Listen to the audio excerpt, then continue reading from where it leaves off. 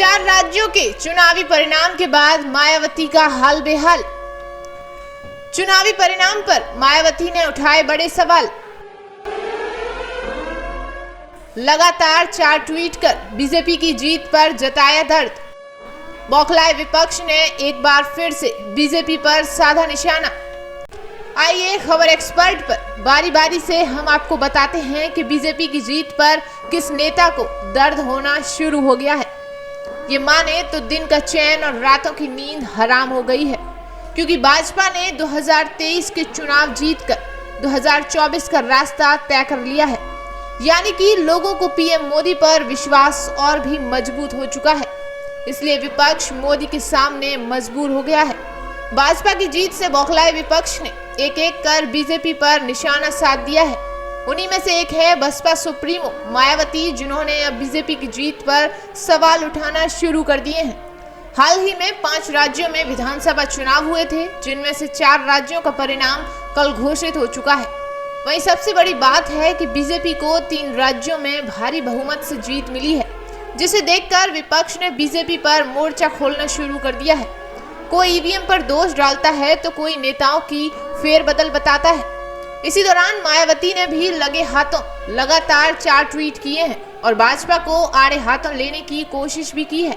वहीं बसपा सुप्रीमो ने पहले ट्वीट में लिखा है कि देश के 4 राज्यों में हाल ही में हुए विधानसभा आम चुनाव के आए परिणाम एक पार्टी के पक्ष में एक तरफा होने से सभी लोगों का शंकित, अचंभित व चिंतित होना स्वाभाविक है, क्योंकि चुनाव के पूरे माहौल को देखते हुए ऐसा विचित्र परिणाम लोगों के गले के नीचे उतर पाना बेहद मुश्किल है।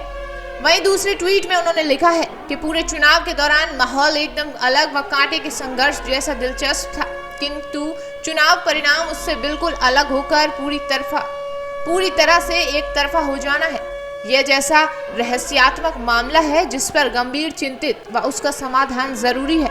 लोगों की नब्ज पहचानने में भयंकर भूल चूक चुनावी चर्चा का एक नया विषय है। वहीं बीएसपी के सभी लोगों ने पूरे तन मन धन व दमदारी के साथ ये चुनाव लड़ा, जिससे माहौल में नई जान आई, किंतु उन्हें ऐसे अजूबे परिणाम से निराश कतई भी नहीं होना है, बल्कि परम पूज्य बाबा साहेब डॉक्टर भीमराव अंबेडकर के जीवन संघर्षों से प्रेरणा लेकर आगे बढ़ने का प्रयास करते रहना है।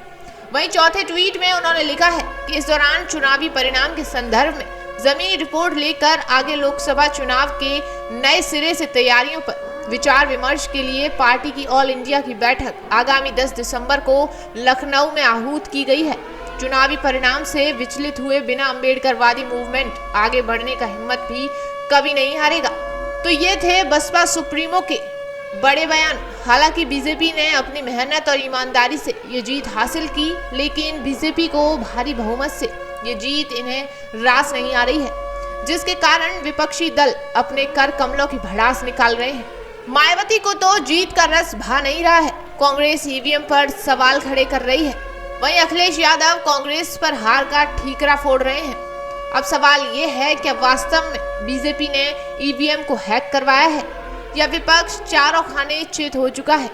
इस खबर पर आपकी क्या राय है, हमें कमेंट बॉक्स में जरूर लिखें और खबर को शेयर करें।